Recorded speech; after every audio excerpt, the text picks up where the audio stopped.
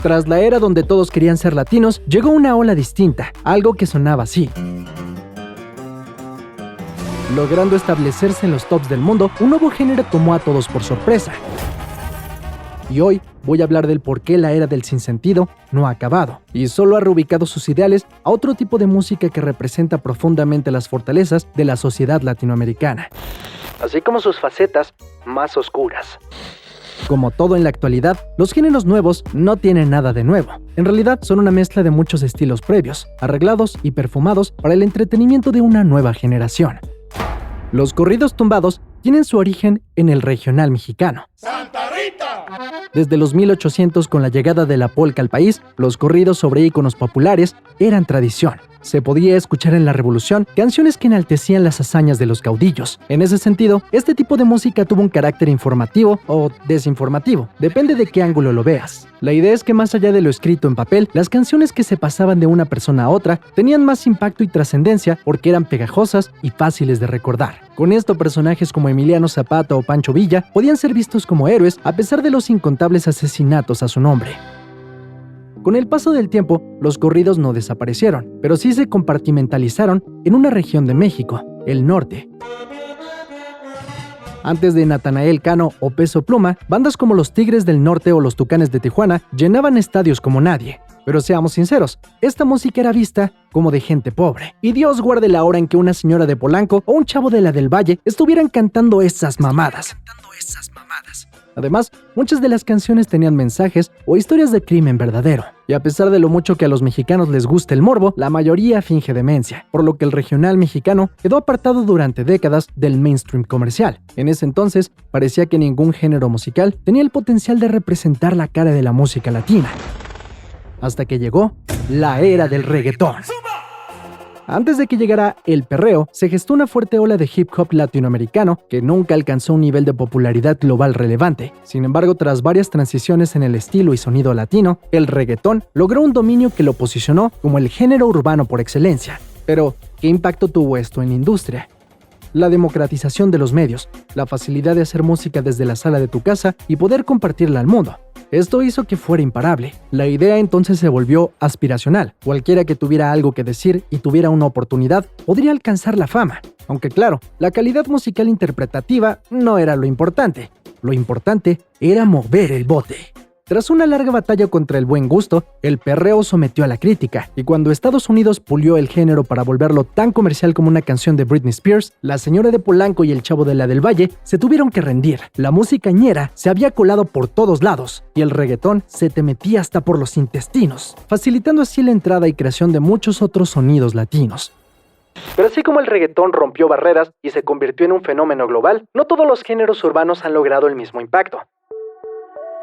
Mientras el perreo se refinaba y se expandía por el mundo, otros sonidos latinos se quedaron en un nicho mucho más delimitado. Y aunque en la era del streaming todo parece estar al alcance de cualquiera, no todos los géneros tuvieron el mismo impacto fuera de sus regiones de origen. Pero pues, como este video se llama La era de los corridos tumbados, ¿cómo este género logró despegar a pesar de ir contracorriente?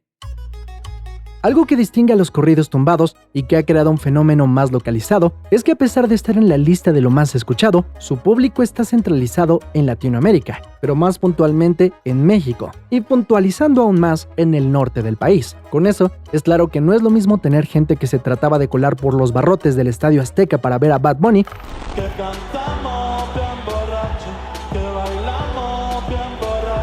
a un Foro Sol que apenas se llenó tras un gran esfuerzo por parte de los promotores. No les pongo atención y muy poco les creo. Rápidamente podríamos aludir a que estos nuevos artistas de corridos están sintéticamente inflados, pero en realidad responde a varios factores. Hablemos claro, en el internet hay una sobreoferta de productos, y antes de seguir hablando del rollo de los corridos, tocaremos un poco de la historia del internet.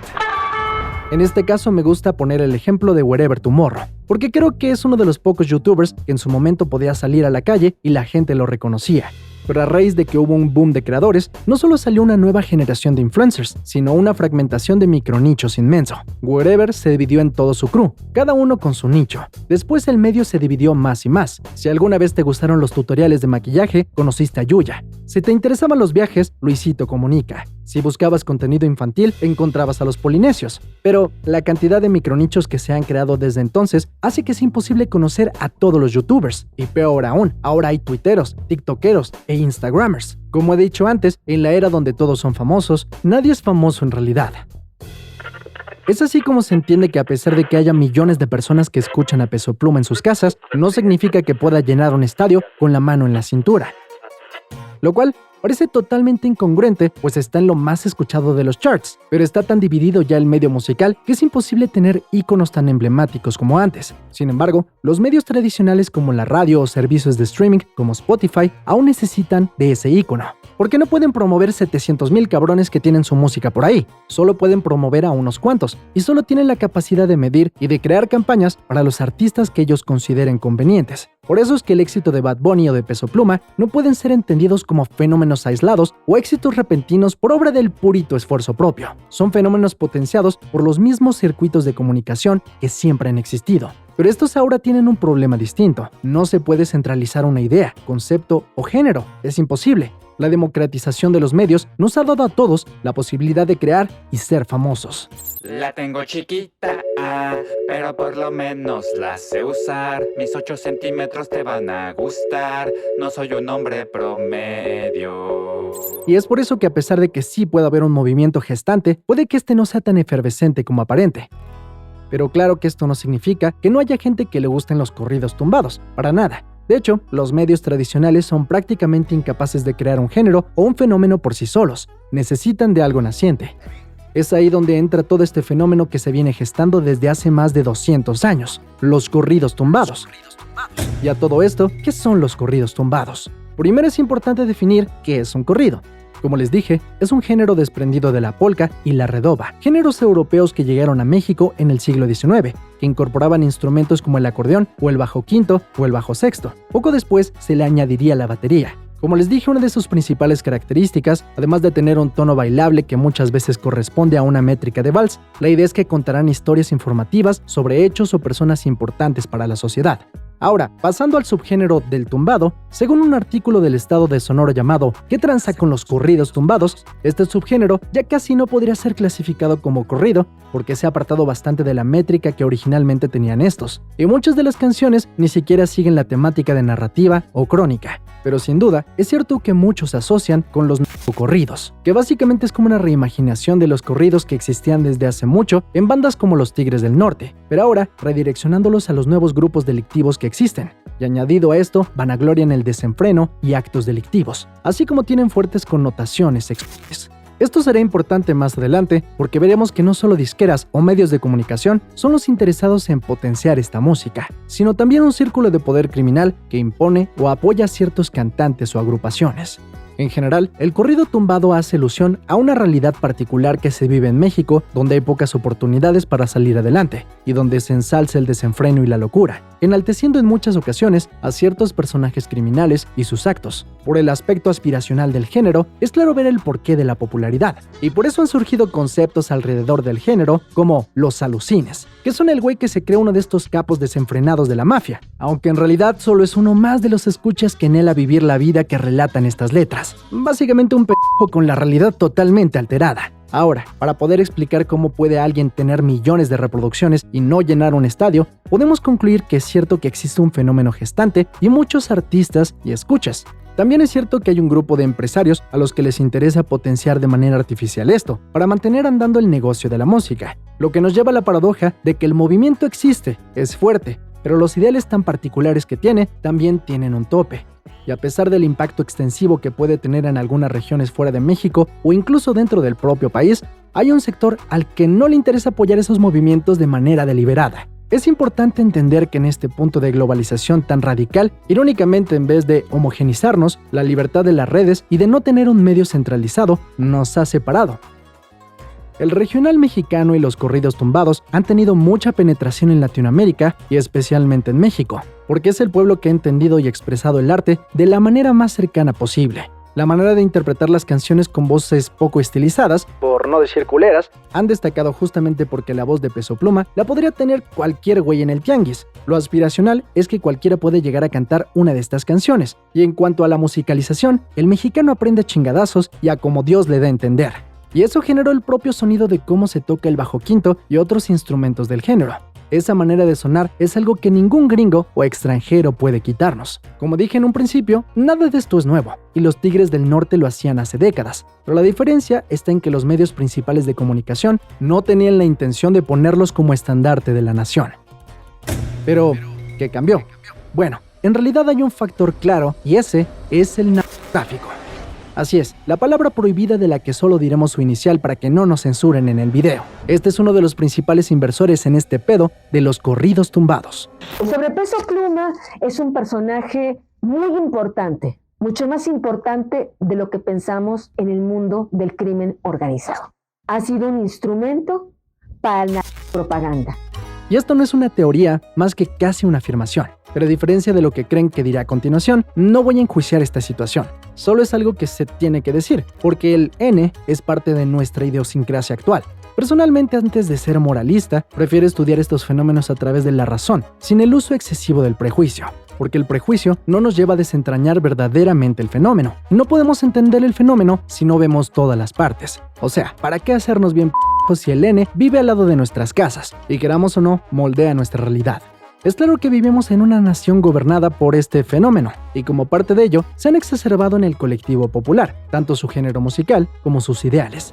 Me gustan los carros de velocidad, la neta no hay dos como el Shelby. A la orden de Archibaldo maneamos todo el que se ponga renuente. Esto podría ser escandaloso. ¿Significa que debemos prohibir estas canciones en todos lados? Yo creo que no.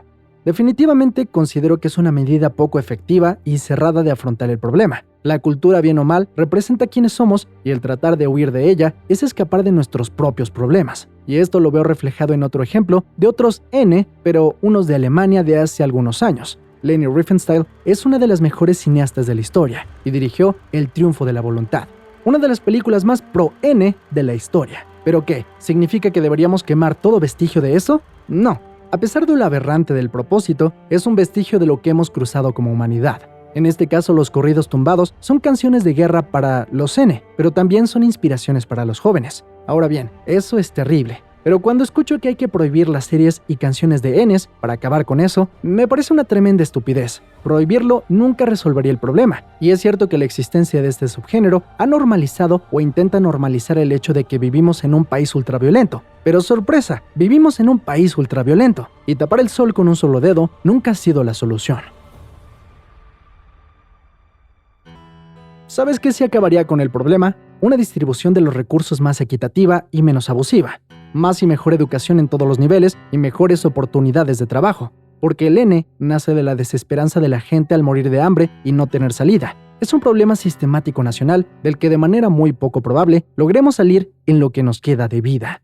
Aunque ahora nombres como Natanael Cano o Peso Pluma lideran el movimiento, el futuro de los corridos tumbados está en los artistas emergentes que se gestan en redes sociales y plataformas como TikTok.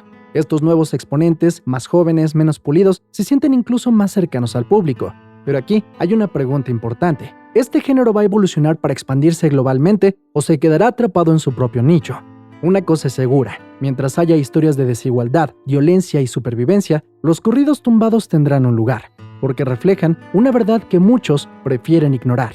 Los corridos tumbados son más que música, son un espejo de las aspiraciones, las carencias y las heridas de nuestra sociedad. Y con eso en mente, los corridos tumbados son quienes somos como nación. Eso puede ser lo peor o lo mejor para nosotros.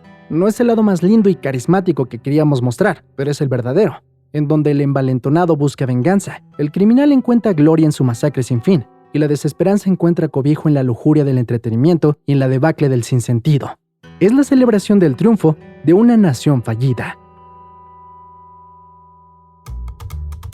Si te gustó el video, te agradezco si te suscribes a BCX para más contenido así. Tengo la primera parte de este análisis de los nuevos géneros musicales que se llama La Era del Sinsentido, que puedes ver ahora mismo.